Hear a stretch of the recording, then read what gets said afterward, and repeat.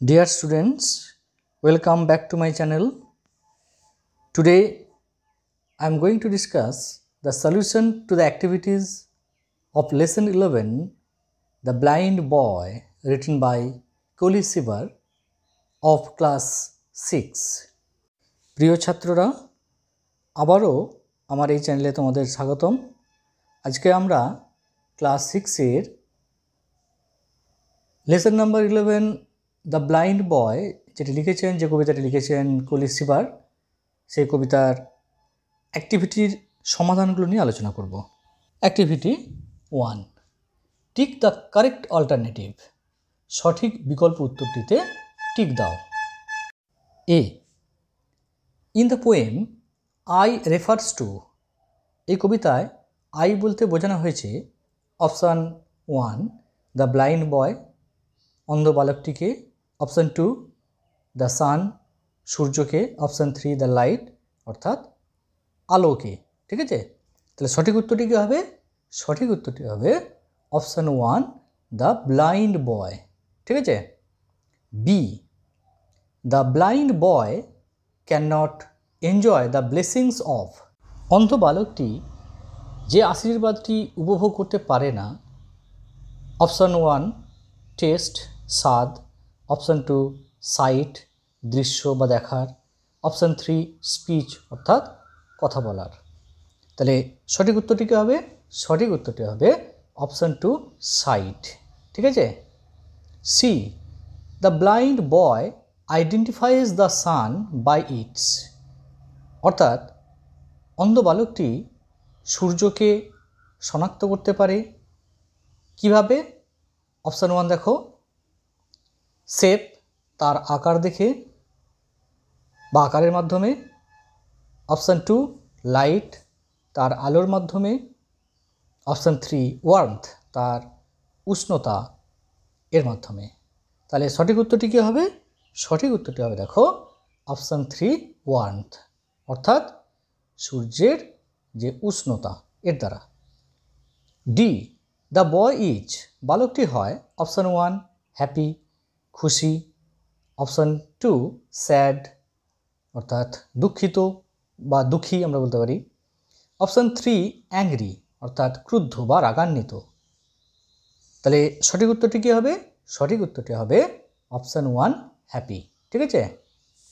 Activity 2, complete the following sentences with information from the text, পাঠ্যাংশ থেকে তথ্য নিয়ে নিচের বাক্যগুলি সম্পূর্ণ করো। A, the poor blind boy wants to know dash, অর্থাৎ সেই হতভাগ্য অন্ধ বালকটি জানতে চায় ড্যাশ, অর্থাৎ এই শূন্যস্থানে আমাদেরকে কিছু ইনফরমেশন দিয়ে সেন্টেন্সটিকে কমপ্লিট করতে হবে। তাহলে এই শূন্যস্থানে আমরা কি বসাতে পারি? দেখো, আমরা এরকম বসাতে পারি, the thing called light and the blessing of the sight, অথবা আমরা এইভাবে লিখতে পারি, হোয়াট লাইট ইজ, অর্থাৎ আমরা অল্টারনেটিভলি এই উত্তরটাকেও লিখতে পারি। ঠিক আছে। অর্থাৎ অন্ধ বালকটি জানতে চায় যে the thing call light and the blessing of the sight, অর্থাৎ সেই জিনিসটা যাকে বলা হয় লাইট আলো, এবং সেই দৃশ্যের যে একটা আশীর্বাদ, এই দুটো জিনিস বা এই জিনিসগুলোকে সে জানতে চায়। অথবা অল্টারনেটিভ যে উত্তরটা আছে হোয়াট লাইট ইজ, অর্থাৎ আলো কি, এটাও ওই অন্ধ বালকটি জানতে চায়। ঠিক আছে। তাহলে আমরা কোশ্চেন নাম্বার বিতে চলে এলাম। The blind boy feels the difference between day and night bye, অর্থাৎ অন্ধ বালকটি দিন এবং রাত্রির পার্থক্যটা অনুভব করতে পারে ড্যাশ, অর্থাৎ এই শূন্যস্থানে কী বসাবো আমরা যাতে করে সেন্টেন্সটি কমপ্লিট হয়। দেখো, আমরা এই শূন্যস্থানে যে ইনফরমেশনটা বসাবো সেটি হচ্ছে, দেখো, the warmth of the San, oblique দিয়ে আমরা আরেকটা অল্টারনেটিভ উত্তর এইভাবে লিখতে পারি, feeling warmth.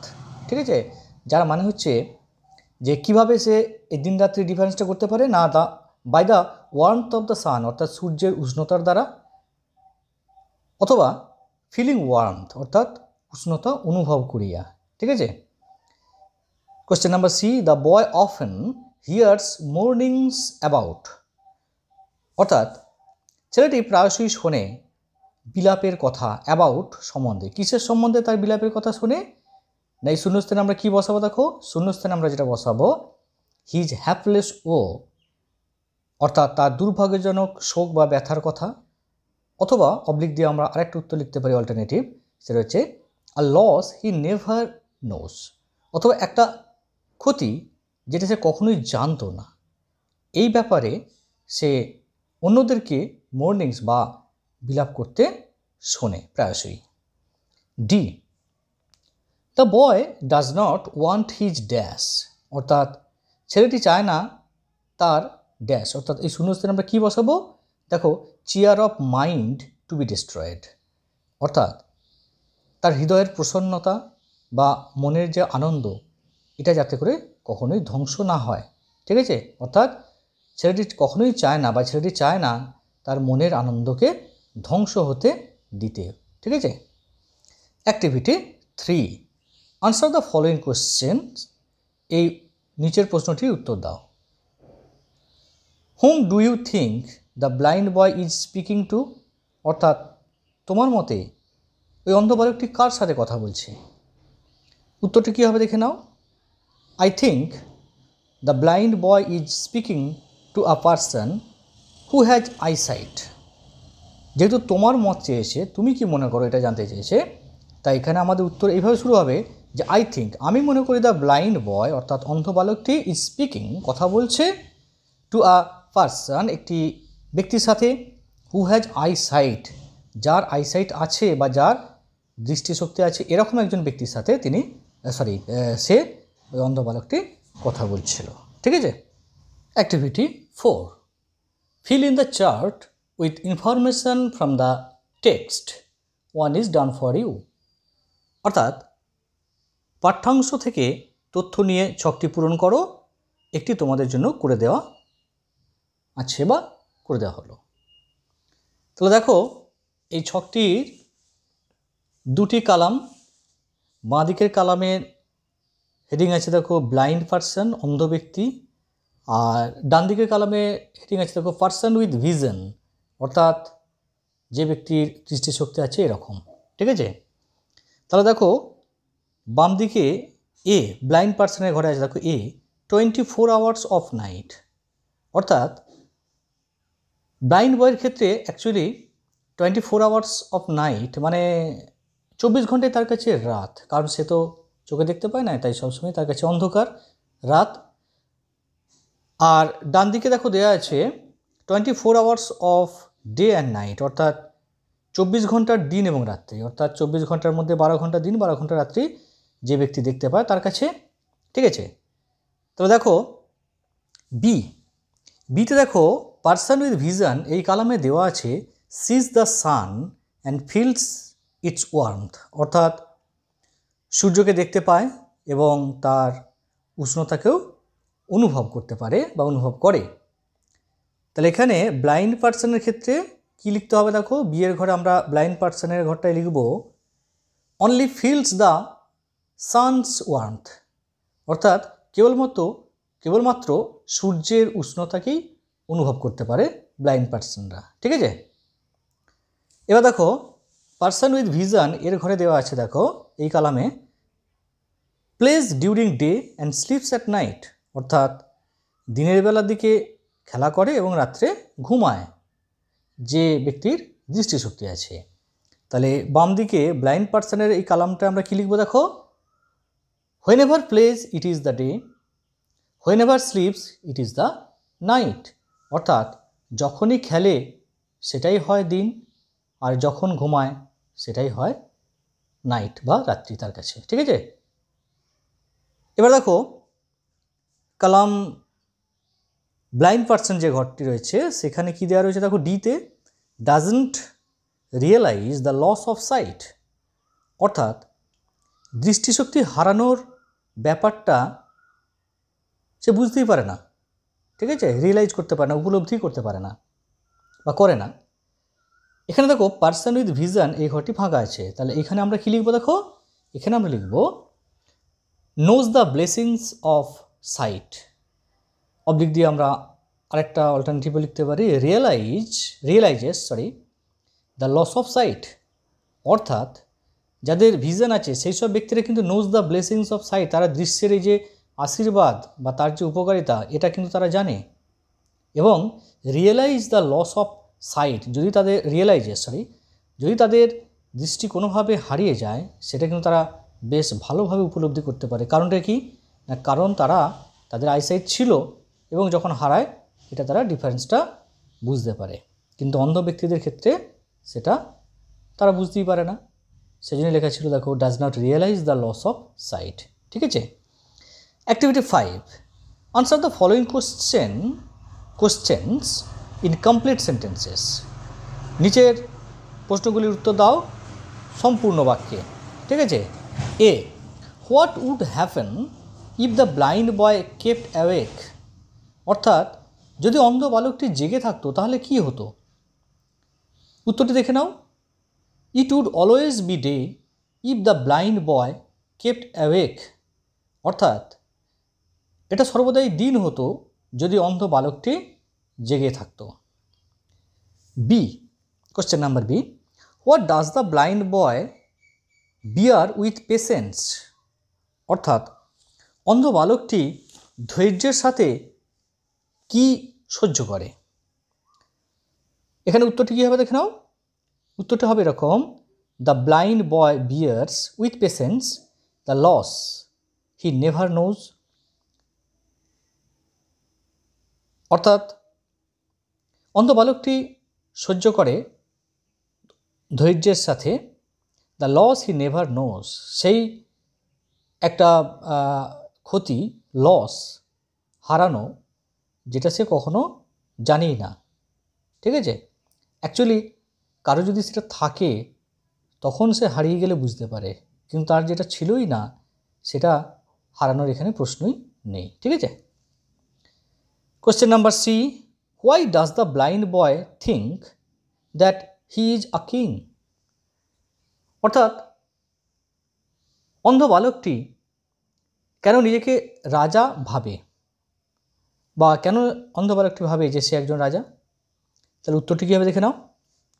The blind boy does not allow to destroy the cheer of his mind and sings cheerfully, so the blind boy thinks that he is a king, অর্থাৎ অন্ধ বালকটি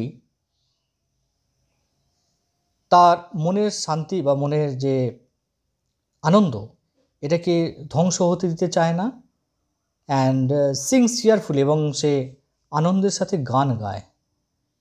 সো দ্য ব্লাইন্ড বয়, তাই অন্ধ বালকটি things, মনে করে, that he is a king, যে সে একজন রাজা, এবং সে তার মানে সর্বদাই আনন্দে থাকে, সর্বদাই আনন্দিত। D, question number, quote any 2 lines from the poem that suggest that the boy has a positive attitude towards life.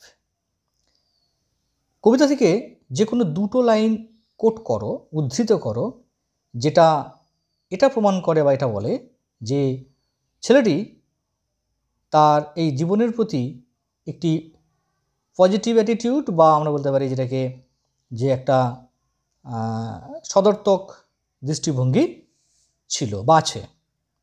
তাহলে দেখো কোটেশনটা আমরা এইভাবে লিখতে পারি।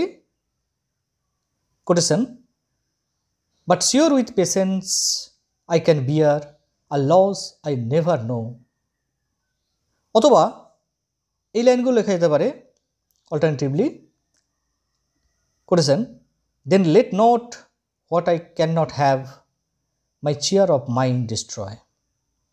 Activity 6A, fill in the blanks with suitable articles or prepositions, অর্থাৎ উপযুক্ত বা সঠিক আর্টিকেলস অথবা প্রিপোজিশন দিয়ে শূন্যস্থান পূরণ করো। দেখো টেক্সটটা কী দেওয়া আছে।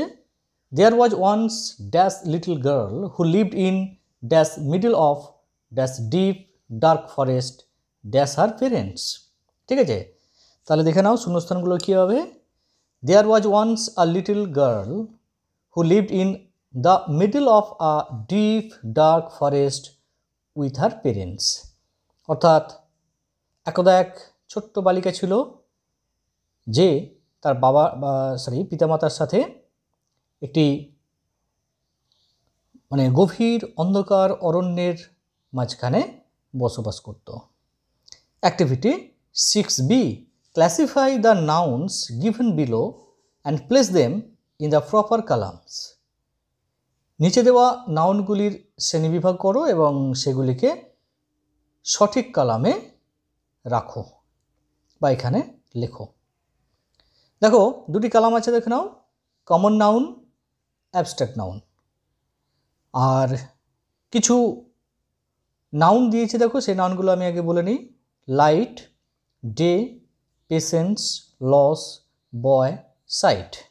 ঠিক আছে, তাহলে দেখে নাও এর মধ্যে কমন নাউন কোনগুলো হবে। কমন নাউনের ঘরে কি কি বসবে দেখে নাও। লাইট, ডে, বয়। এই নাউনগুলো সাধারণভাবে কোনো জিনিস বা কোনো কিছুর নাম বোঝায়। আর অ্যাবস্ট্রাক্ট নাউন কোনগুলো দেখো, পেশেন্স, লস, সাইট। অর্থাৎ এই নাউনগুলো কোনো অবস্থা বা কোনো দোষ গুণ এরকম এদের নামকে বোঝায়, তাই এগুলো হচ্ছে অ্যাবস্ট্রাক্ট নাউন। তবে মনে রাখবে লাইট শব্দটি কিন্তু কমন নাউন ও অ্যাবস্ট্রাক্ট নাউন দুটোই হতে পারে, তার ইউজের উপর ভিত্তি করে। ঠিক আছে, দেখে নাও নেক্সট আমরা চলে আসছি activity 7A। Add a suitable prefix or suffix to each of the words given in brackets and fill in the blanks accordingly. অর্থাৎ বন্ধনীতে দেওয়া প্রত্যেক শব্দের সঙ্গে উপযুক্ত প্রেফিক্স অথবা সাফিক্স যোগ করে শূন্যস্থান পূরণ করো। প্রেফিক্স সাধারণত কোনো ওয়ার্ড বা ওয়ার্ড গুচ্ছ যারা কোনো ওয়ার্ডের আগে বসে একটি নতুন শব্দ তৈরিতে সাহায্য করে। আর সাফিক্স বলতে আমরা বুঝি কোনো একটি লেটার বা একাধিক লেটার যারা কোনো শব্দের পরে বসে সেই শব্দটির অর্থ পরিবর্তনে সাহায্য করে বা একটা নতুন শব্দ গঠনে সাহায্য করে। ঠিক আছে, তাহলে আমরা দেখে নিই। First, my mother spent many dash within bracket sleep nights when I was unwell. অর্থাৎ আমার মা কাটিয়েছিলেন মেনি অনেক, স্লিপ আছে দেখো, এখানে আমরা স্লিপের সঙ্গে স্লিপলেস করব। হ্যাঁ, অর্থাৎ আমরা সাফিক্স যোগ করব, লেস এটা হচ্ছে সাফিক্স। তাহলে স্লিপলেস নাইটস অর্থাৎ অনেক বিনিদ্র বা নিদ্রাহীন রাত্রি কাটিয়েছিলেন হোয়েন আই ওয়াজ আনওয়েল, যখন আমি অসুস্থ ছিলাম। 2, I was dash within bracket patient to know the result of my examination.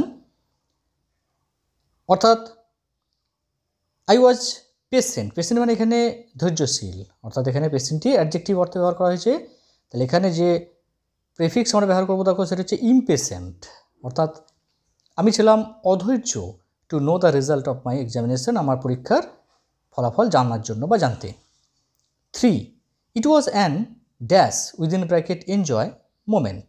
এখানে এনজয় এই শব্দটির সাথে আমরা এবল এই সাফিক্সটি যোগ করে ওয়ার্ডটি তৈরি করব এনজয়েবল। অর্থাৎ দেখো ইট ওয়াজ অ্যান এনজয়েবল মোমেন্ট, অর্থাৎ মানেটি হবে তখন এটা ছিল একটি এনজয়েবল মোমেন্ট, অর্থাৎ হচ্ছে উপভোগ্য মুহূর্ত। 4 নম্বর দেখো 4, the dash within bracket bright of the day made me happy. এখানে ব্রাইটের সঙ্গে আমরা নেস NESS এই সাফিক্সটি যোগ করছি। তাহলে কি ওয়ার্ডটা দাঁড়াচ্ছে, কি সেন্টেন্সটা দাঁড়াচ্ছে দেখো, the brightness of the day made me happy, অর্থাৎ দিনের উজ্জ্বলতা বা ঔজ্জ্বল্য ভাবটি আমাকে খুশি করেছিল। ঠিক আছে, activity 7B, write the antonym of the following words. নিচের শব্দগুলির বিপরীত শব্দ লেখো। 1, পুয়ার, অর্থাৎ হচ্ছে গরিব। তাহলে এর বিপরীত বা অ্যান্টোনিম আমরা কী লিখব দেখো, রিচ বা ধনী। ঠিক আছে। 2, ওয়ার্ম, অর্থাৎ উষ্ণ বা গরম। এর অ্যান্টোনিম আমরা লিখব দেখো কুল, অর্থাৎ শীতল, কুল বা কোল্ড। 3, অ্যাওয়েক অর্থাৎ জেগে থাকা বা জাগরিত, এর অপোজিট বা আমরা অ্যান্টোনিম লিখব দেখো অ্যাসলিপ, ঘুমানো বা ঘুমন্ত। 4 ডেস্ট্রয়, ধ্বংস করা, এর অ্যান্টোনিম আমরা লিখতে পারি ক্রিয়েট অর কনস্ট্রাক্ট অর্থাৎ সৃষ্টি করা বা গঠন করা। Activity 8A, complete the following imaginary dialogue between day and night. The beginning of the dialogue is given for you. নিচে দিন ও রাত্রির মধ্যে কাল্পনিক কথোপকথনটি সম্পূর্ণ করো। কথোপকথনটির শুরুটি তোমার জন্য দেওয়া আছে, দেখে নাও। ডে, ডে কি বলছে দেখো, dear friend, I must declare I am more important than you. অর্থাৎ ডে বলছে দেখো যে হে প্রিয় বন্ধু, আই মাস্ট ডিক্লেয়ার, আমি অবশ্যই বলবো, ঘোষণা করছি বা করব, I am more important than you, আমি তোমার থেকে অনেক বেশি গুরুত্বপূর্ণ। নাইট, নাইট কী বলছে দেখো, I don't know how you can say that, আমি জানি না তুমি কিভাবে এটা বলতে পারো। ডে, ডে কী বলছে দেখো, the sun rises during the day, অর্থাৎ সূর্য দিনের দিকে ওঠে। People work and children dash, অর্থাৎ লোকেরা কাজ করে এবং শিশুরা, এই শূন্যস্থানে আমরা কী লিখবো দেখো, go to school and play, এবং শিশুরা স্কুল যায়, খেলা করে। নাইট, নাইট কী বলছে দেখো, এভরিওয়ান টেক্স রেস্ট ড্যাশ, এই শূন্যস্থানে আমরা কী লিখব, অ্যাট নাইট, অর্থাৎ everyone takes rest at night, প্রত্যেকে রাত্রে বিশ্রাম নেয়। Day, you bring darkness I dash, অর্থাৎ ডে বলছে ইউ ব্রিং ডার্কনেস, তুমি তো অন্ধকার বয়ে আনো। আই, এখানে শূন্যস্থানে আমরা কী লিখব, ব্রিং লাইট অ্যান্ড ব্রাইটনেস, আমি নিয়ে আসি আলো এবং উজ্জ্বলতা। নাইট তখন কী বলছে দেখো, I have the light off the moon, আমার কাছে আমার কাছে তো চাঁদের আলো আছে। আই মেক দ্য সারাউন্ডিংস কুল, আমি চারিপাশটাকে শীতল করে তুলি। ইউ ড্যাশ, এই শূন্যস্থানে আমরা কী বসাবো, you make it hot and warm with the sunlight, এবং তুমি ইউ মেক ইট, ইট মানে এখানে আমরা বলতে পারি ডে, তুমি এটাকে উত্তপ্ত এবং গরম করে তোলো, উষ্ণ করে তোলো, উইথ দ্য সানলাইট, সূর্যের আলো দিয়ে। ডে তখন কী বলছে দেখো, ইনডিড দ্যাটস ট্রু, হ্যাঁ প্রকৃতপক্ষে এটা ঠিকই, এটা সত্য। উই ক্যান দেন সে, আমি তাহলে বলতে পারি ড্যাশ, অর্থাৎ এই শূন্যস্থানে আমরা কী বসতে পারি দেখো, উই ক্যান দেন সে, আমরা তাহলে বলতে পারি বোথ অফ আস ইম্পর্ট্যান্ট, যে আমরা দুজনেই কিন্তু ইম্পর্ট্যান্ট, আমরা উভয়ই কিন্তু গুরুত্বপূর্ণ। নাইট কী বলছে দেখো, ইয়েস, হ্যাঁ, ম্যানকাইন্ড নিডস ড্যাশ, মানুষের প্রয়োজন, এই শূন্যস্থানে আমরা কী বসাবো দেখো, বোথ ডে অ্যান্ড নাইট, অর্থাৎ দিন এবং রাত্রি উভয় কি মানুষের দরকার। ঠিক আছে, আমরা চলে আসছি activity 8B, develop a story within 60 words based on the following hints, অর্থাৎ নিচের হিন্টসগুলি ব্যবহার করে 60টি শব্দের মধ্যে একটি গল্প লেখো। Add a suitable title to it, একটি উপযুক্ত টাইটেল বা শিরোনাম দাও। আমরা হিন্টসগুলো একটু দেখে নিই। An old lady loses vision, একটি বৃদ্ধ মহিলা তার দৃষ্টি হারালো। কলস ইন আ ডক্টর, একটি ডাক্তারকে ডেকে পাঠালো। Agrees to pay a large fee if cured, সম্মত হলো ডাক্তারকে একটি বড় পরিমাণ ফি দিতে যদি সেরে ওঠে। Doctor removes some of her furniture daily, doctor প্রত্যেক দিন তার কিছু কিছু করে ফার্নিচার আসবাবপত্র সরাতে থাকে।